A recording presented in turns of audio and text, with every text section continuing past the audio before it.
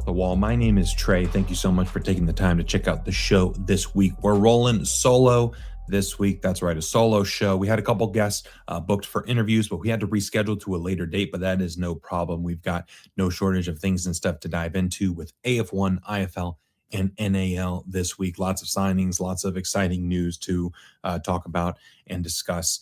So we'll dive into all three of those leagues and talk about some of the news and things that have happened over the past, not just week, but 2 weeks, and kind of see where everyone's at and see where some teams are. But before we dive into that, got some plugs we got to do. So Royal Retros, we have the affiliate link in the code Off the Wall, all one word, Off the Wall, for 10% off. So scroll down a little bit in the description, whether you're listening on Spotify or Apple Podcasts or watching on YouTube. Scroll down just a hair, click through that link, go check out Royal Retros, and get you a cool throwback football product.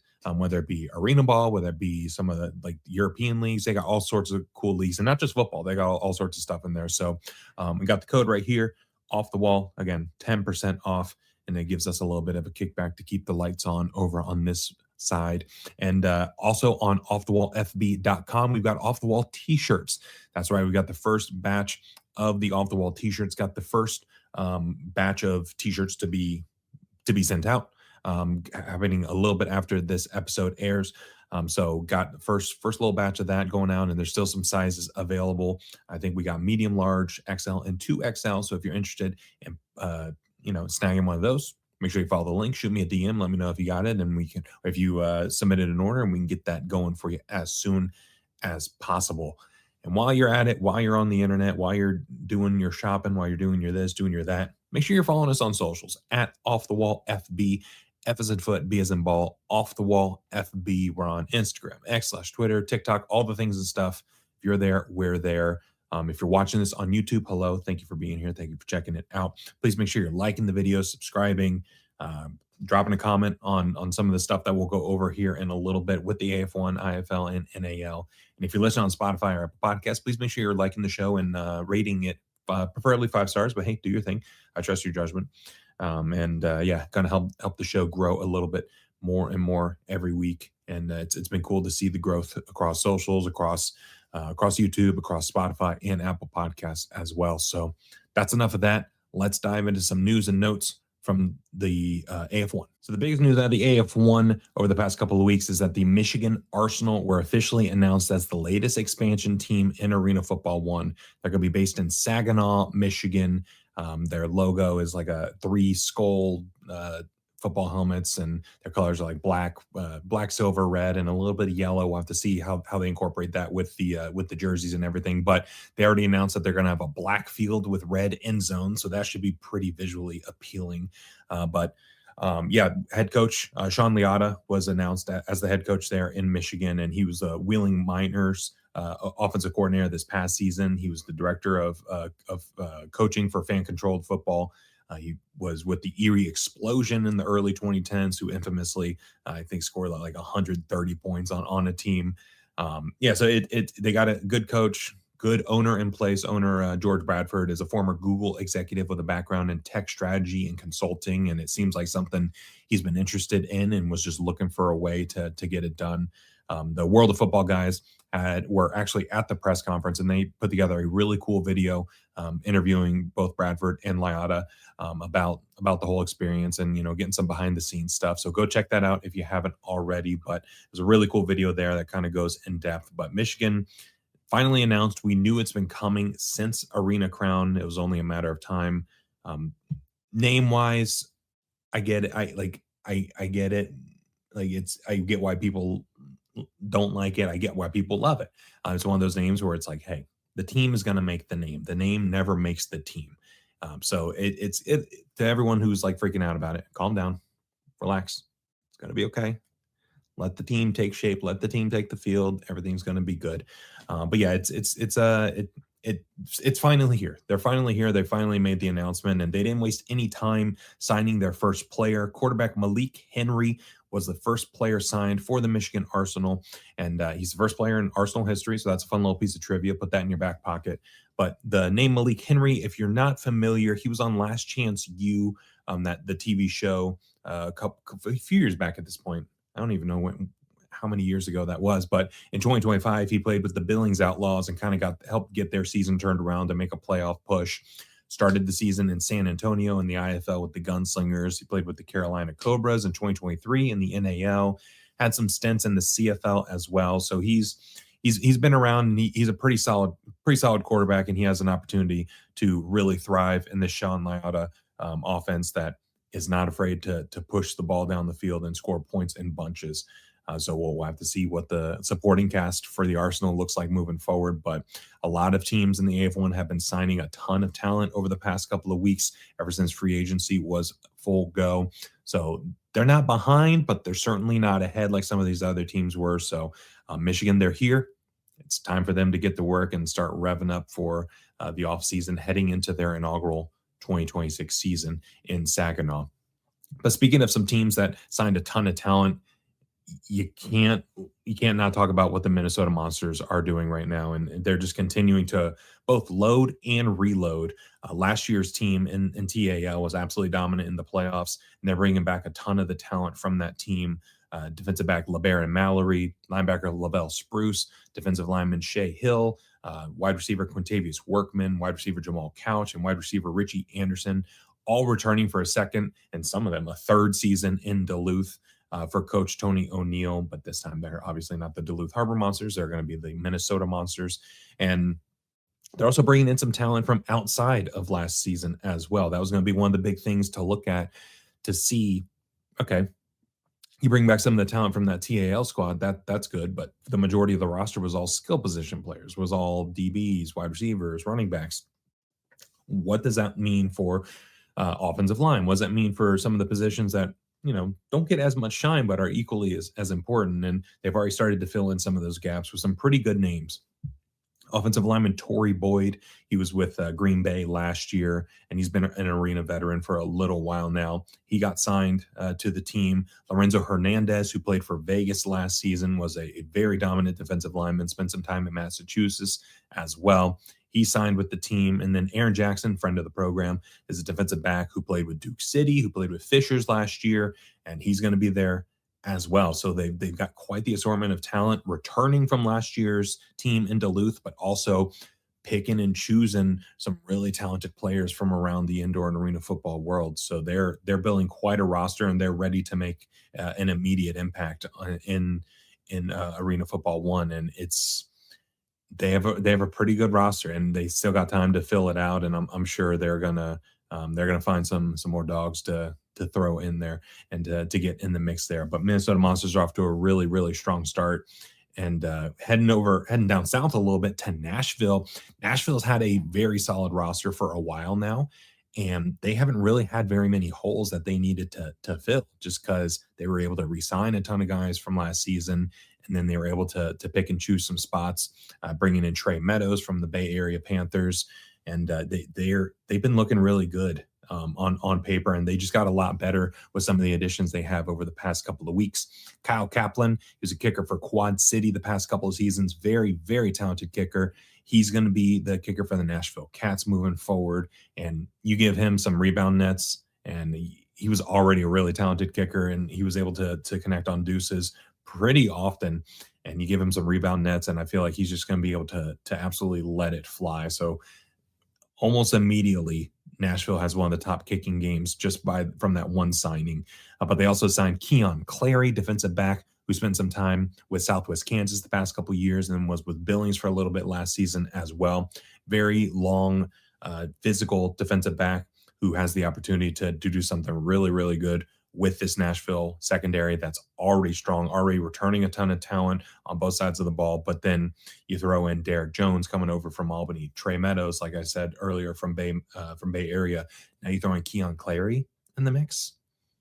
This Nashville secondary is looking real nice. But on the offensive side of the ball, they also signed Charles Hall IV, who played with Southwest Kansas last season as well. So they're assembling quite a talented group down in Nashville, and they're looking to pick up right where they left off. And if you just look at the roster that they've assembled up to this point, it's looking like they're going to be another team that's very strong from the get-go. And it's AF1 last season was infamously a 2-3 team league. all throughout the year, and who that number one team was very obvious, but who the 2 and 3 teams throughout the year were, they kind of jockeyed for a little bit. Right now, as it is on paper, you can make a point for any one of 4 teams to potentially be that number one team on paper at this time, just based on the talent spread across those teams. And some of the teams that have just recently been announced, they have a little ways to go, but they could eventually, you know, they could eventually be in that conversation as well. So Nashville's doing a really good job filling in any holes that they did have. They didn't really have very many, like I said, but Nashville's looking really, really good as they are going to be playing their first season up in Clarksville, Tennessee, instead of downtown Nashville in 2026. But not far from Clarksville, Tennessee is Kentucky. And the Kentucky Barrels continue to add to their roster as well, bringing in a lot of talent on the defensive side of the ball. Mike Lee at defensive back coming over from the Albany Firebirds. Joe Golden was a very talented defensive lineman for Southwest Kansas last year. And Vincent DeLeo, he played with Southwest Kansas in 2024 in the AFL. He ended up signing with I want to say it was the Dallas Renegades of the UFL, got hurt towards the end of camp and missed the 2025 season, but he signed up and ready to roll for a 2026 season. That's going to be very, very good for this Kentucky Barrels team. And DeLeo was one of those players for Southwest Kansas that they were able to use on both sides of the ball. So I'm interested to see, does Kentucky potentially put him in at a little running back as well as his natural position at linebacker? We'll have to see, but this Kentucky Barrels roster is looking really, really nice, and just a lot of competitive rosters across this league, a lot of veterans from around the indoor and arena football world. And it seems like as time passes, these rosters are only going to get better, and there might be some surprise cuts over the next couple of months. We could see some of these guys that signed with Nashville, Minnesota, or Kentucky end up leaving and going to one of these other newer teams that may have a few more roster spots open. There's a lot of moving parts to it, but the AF1 teams that are at the air quote top of the league right now have really beefed up their rosters and are really looking to make an impact on day one, on week one of the 2026 AF1 season. It's going to be very exciting to see this continue to take shape heading into 2026. We're going to flip over to the IFL now, where there's been a lot of moving parts over there as well. And while this is not new news now, haven't been able to touch on it on here just yet, but Max Myler from the Green Bay Blizzard, who was the IFL MVP in 2025 and led the Blizzard all the way to the IFL National Championship game, he's making his way over to Arizona to be an Arizona Rattler for the 2026 season. And to me, that was extremely shocking to see, because Max is a Wisconsin guy. Like he's from there. He went to college there. His family's local. So it seemed like if he was going to play anywhere, it was going to be in Green Bay. But from what it sounded like, there may have been an offer that was too good to refuse, and from Arizona, and the C word, collusion, was getting thrown around by different members of the Green Bay brass, and it seems like there's more than meets the eye with how all that went down on Strictly Business. The owner of the Green Bay Blizzard was not shy about sharing her perspective on how everything went down, and I would suggest go checking that out because she goes a lot more in depth than I'm going to go here. But yeah, Arizona got their guy at quarterback after having a year where they came up a little short last in 2025 in the playoffs. Some would say controversial.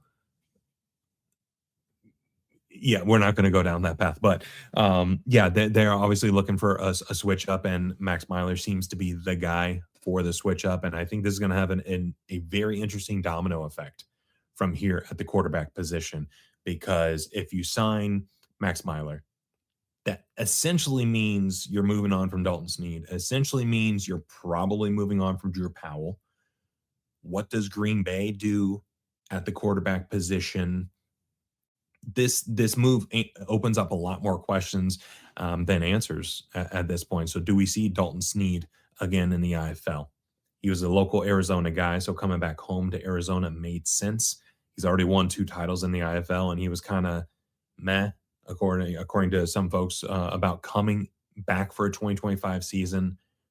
What does that mean for Powell? Powell didn't get a lot of play time, but you don't make a move for a player like Max Myler if you don't intend for him to be the guy moving forward. So do we see either Snead or Powell potentially make their way over to New Mexico? The New Mexico Chupacabras. They don't have a ton of players on their roster. I don't think they have a quarterback signed yet. So do we see one of them make their way over there? Do we see one of them make their way down to Tucson? Northern Arizona, they already have their guy in Ramon Atkins.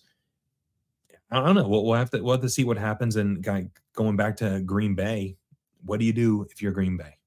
Over the past few years, looking for that option, looking for that QB1, so to speak, for the Blizzard offense. Always historically in Green Bay have had good defenses, but this past year they were the number one scoring offense because of what Max Myler was able to do. And you kind of got to restart from zero again at the quarterback position and see where they go.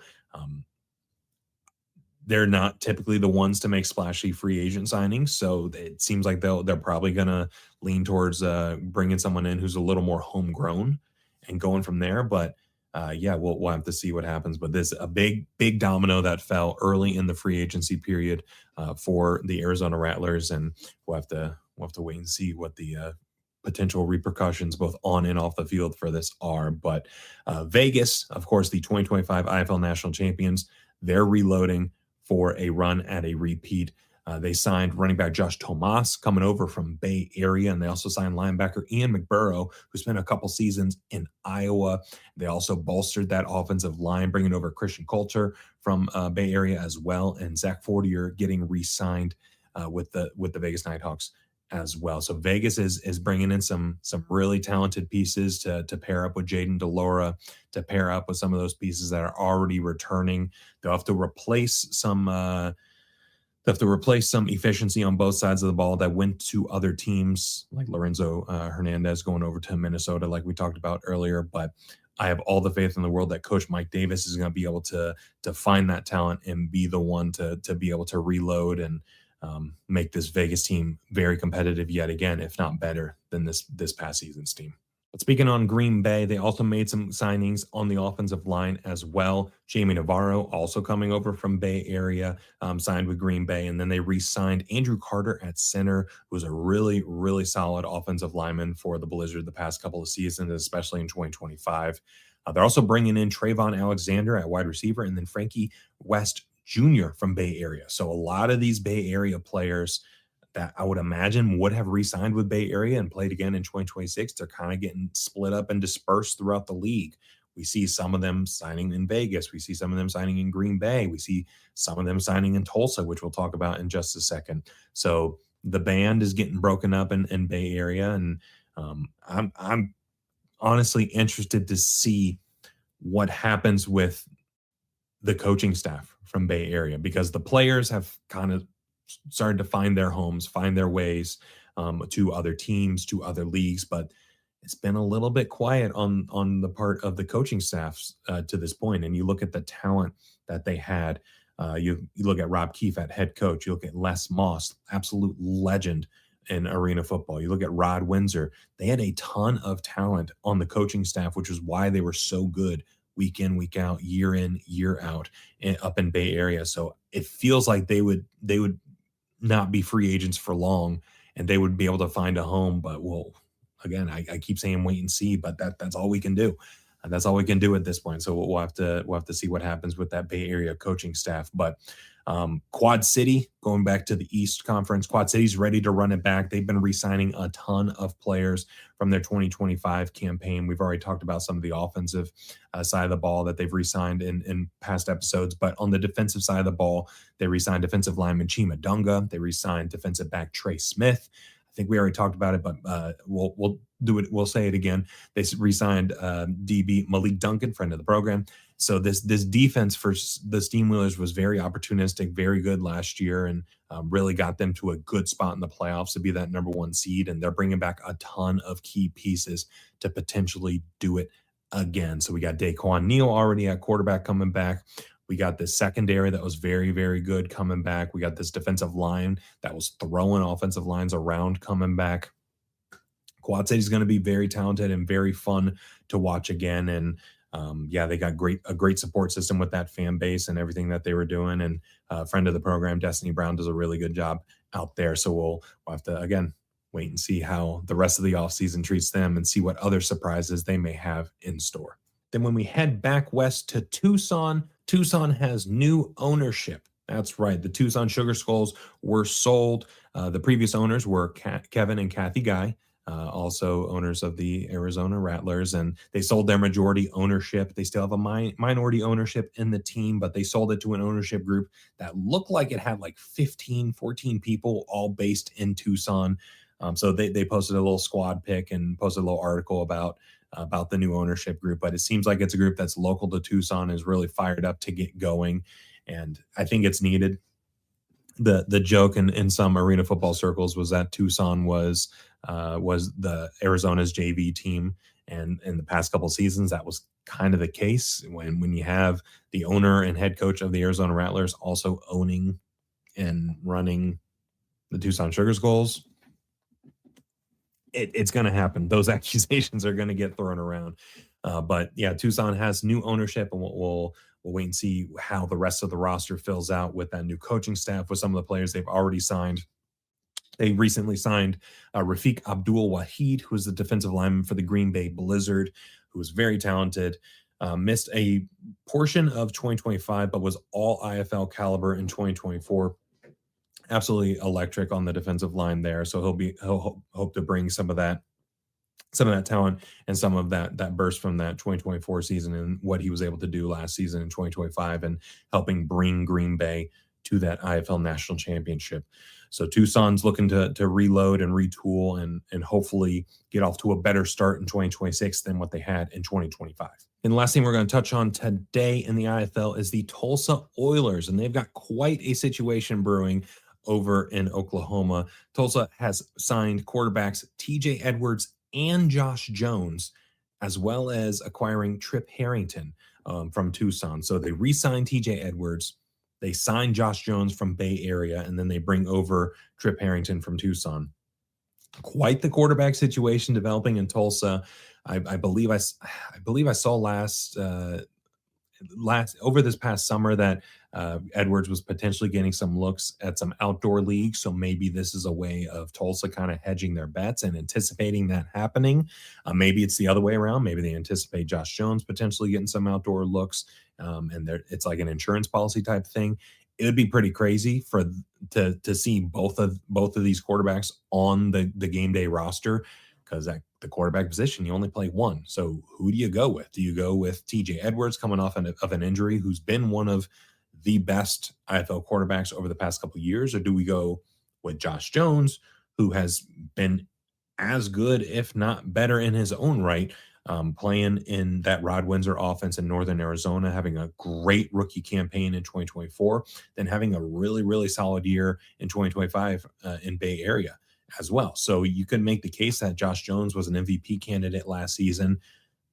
I personally think he probably should have gotten Offensive Player of the Year, because he made that Bay Area offense tick and made it go.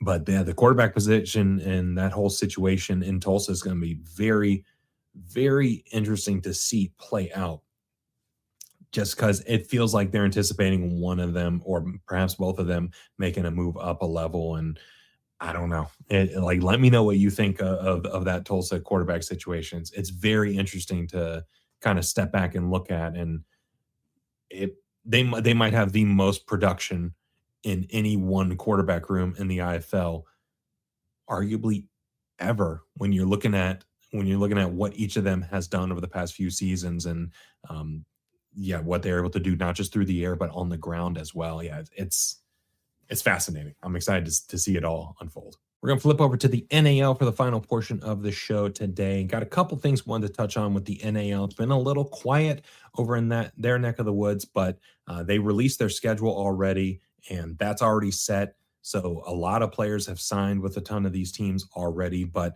a couple things have really stood out to me. And I think that the biggest thing heading into 2026 is going to be the quarterback battle in Omaha for the Omaha Beef. Tommy Armstrong finished the year off last season and came up a little bit short in that NAL championship game. Lorenzo Brown was the quarterback for the majority of the year. showed flashes of his former self, but it wasn't fully clicking at all times. But they brought in a couple different quarterback options, and the ones that really jump off the page for me is Dimry Croft and Tyler Lonstein. So Dimry Croft is coming over from Quad City, who he was the backup last year to Daquan Neal. Stepped in a few times, played pretty well, and he really uses his legs a lot and is a big bodied quarterback who is a great ground threat in this 50-yard game. But then Tyler Lowenstein, he was kind of rotated in and out in Sioux City last year for the Sioux City Bandits. They were kind of having their own issues in Sioux City on the offensive side of the ball. So they were trying to stick with the hot hand and find what works. But it's one of those situations where Tyler is the better thrower of the ball. Watching some of his games last year, he was really able to zip it, and he was really able to be mobile when he needed to be. But then you look at Dimry Croft, he, to me, talent-wise, is a much better runner of the ball than he is a thrower of the ball. So how does Omaha approach this? How does Omaha want their offense to look? Do they want it to be a pass-first attack that can run? Then it seems like Tyler's the guy. Or do they want it to be a run-first offense that can pass?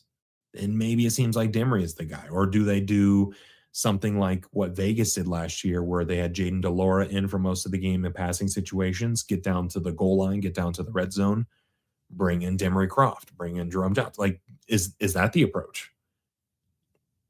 There's a lot of ways that it can unfold, but this is going to be a big time make it or break it year, I think, for either of these quarterbacks.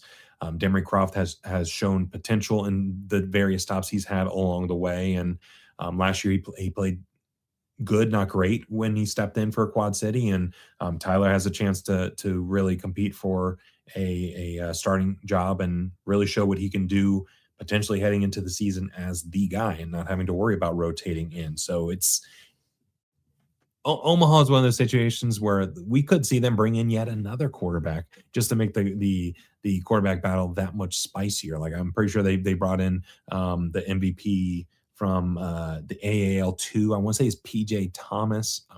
I think it's PJ Thomas. So even he's at quarterback as well, right? So there's a lot of different directions that they could take, but that's one of the biggest storylines, I think, in the NAL for this upcoming season is, what direction do they want to take? What direction does Coach Negron want to go at the quarterback position? And does it work out? Is it a gamble going with one or over the other? Do we see a similar situation to Sioux City last year, where maybe Croft gets the looks in the first half of the first game, Tyler gets the looks in the second half of the first game, and they kind of go from there? There's so many ways this could play out in Omaha. And then the Salina Liberty and the Southwest Kansas Storm, they made their way over to the NAL from the AF1. We've talked about it over the past couple episodes, where it's one of those rare win-win-win situations where it's a win for both Southwest Kansas and Salina. It's a win for the NAL. It's a win for AF1. You don't really see that too often, especially in the 50-yard game, but I truly think it's a win for everybody involved. Salina wasted no time in bringing in a ton of players from last season and, signing, I think, close to 20 different guys to bring in. But Southwest Kansas is in a unique situation where a lot of their players that were really good for them over the past couple of years already signed with other AF1 teams. Like, we talked about Joe Golden, we talked about Keon Clary, we talked about Vincent DeLeo. Like, we talked about all these different teams. I think Marquise Lawson Greenwood, or Greenwood Lawson Greenwood. I'm going with Lawson Greenwood. I think he signed with Vegas over in the IFL. So a lot of these players that were really talented for Southwest Kansas over the past couple of seasons have kind of signed elsewhere. But Southwest Kansas is able to bring back a couple of pieces from their 2025 team to help, kickstart and start to build around wide receiver Demarius Washington, who's been around the arena game for a very long time. And then DB Matt Freeze are some of the names that'll be back in Dodge City. But large chunks of this roster went and signed elsewhere in the AF1, went and signed elsewhere in the IFL. So there's going to be a ton of new faces in Southwest Kansas. But if anybody is able to identify talent in the NAL, it's going to be Coach Gary Thomas. He just has a keen eye for talent. So many players that ended up signing with the Storm over the past couple of seasons have made their way to the UFL, to the CFL, to overseas. Like quarterback Matt Struck had played over in Europe, played over in Japan. Like, he's been all over the place. So if anybody's going to be able to identify that talent, that can make this team competitive in their first year in the NAL, it's going to be Coach Thomas. So I'm excited to see what Coach Thomas does and some of the pieces that he's able to go out and scout and recruit and bring into Dodge City to make that Southwest Kansas team very competitive, because they're in the region that they're in. They're, you know, a bus ride from Salina. They're a bus ride from Colorado. They're a bus ride from Pueblo. So travel is going to be much easier for them, and it's going to be something where they might be able to bring in some bigger names than you may have thought otherwise, just due to some of the travel and logistics costs that are going down elsewhere. But I know Coach Gary Thomas loves bringing in some younger guys and helping mold them into what he needs and what he wants out of them. And yeah, it's going to be fun to see the Southwest Kansas team kind of take shape and see if they resemble what some of the stuff that they did in AFL in 2024, AF1 in 2025. Because as we know, Southwest Kansas never lined up under the center, always loved line up and shotgun, and that fits that NAL indoor style of play very, very well. So Southwest Kansas, got my eye on you. I'm looking to see who you bring in here very, very soon. And that's the show. Thank you so much for taking the time to check it out this week. Shorter show than usual, like I said, but we'll be back with some interviews starting next week. We've got some really good ones on the calendar that I'm excited to get recorded and out to the people. Going to be some interesting conversations here very, very soon. You know, time to plug all the things and stuff again. Royal Retros. Make sure you visit the link down below. Check out Royal Retros. Use code OFFTHEWALL for 10% off. Let me know what you end up getting. There's so much cool stuff on that website. Not even just football. There's all sorts of stuff on there. Some corners of that website that I haven't even gone to. So go check it out. Let me know what you think. Let me know what you end up getting. Then offthewallfb.com. We also have t-shirts available. We got a box of t-shirts here, all different sizes from medium all the way to 2XL. Got the first batch sending out this week, and if you place the orders, we'll be getting those sent out over the coming weeks as well. And if you're on socials, which I'm sure you are, if you're listening to this, that's probably how you found us. Make sure you're following us on all the socials at Off the Wall FB, F as in foot, B as in ball, Off the Wall FB, Instagram, X/Twitter, TikTok, all the things and stuff. If you're following us on Twitter, but you're not following us on Instagram, go ahead, help your boy out. Go follow us on Instagram, and vice versa. If you're following us on Instagram but not Twitter, go over there. Go help us out over there. I think we're like 2 away from 1,000 on Twitter, which is pretty crazy. But yeah, we're doing all sorts of stuff on all the socials, and we'll have some exciting things coming up as well. We've got some old episodes of the Turf Tapes on YouTube. Got some old episodes, or just one episode of Game Time. We'll have to get the Arena Football Xbox game fired up again soon for another stream. Got lots of stuff on YouTube, lots of shorts on there, lots of past interviews from players, coaches, and everything in between. So if you're watching this on YouTube, hello, thank you so much for being here. Subscribe, like, comment. Let me know what you think of the Omaha quarterback situation. Let me know what you think of the Michigan Arsenal team announcement, their coach, their whole get up, everything about them. Let me know what you think. I'm interested in learning more and hearing what you have to say. Spotify, Apple Podcasts, please make sure you're rating the show on there 5 stars and leave a rating. Let me know in the rating what you think of the Michigan Arsenal. Let me know in the rating what you think of the Omaha Beef situation. Let's make the ratings on Spotify and Apple Podcasts as confusing as possible and drive those numbers up. But there's only 24 hours in a day. The fact that you chose to spend about 40-ish minutes here listening to me ramble about arena and indoor football, it means a lot. So thank you so much for taking the time to check it out. Follow the socials, all the likes, comment, subscribe, all that stuff.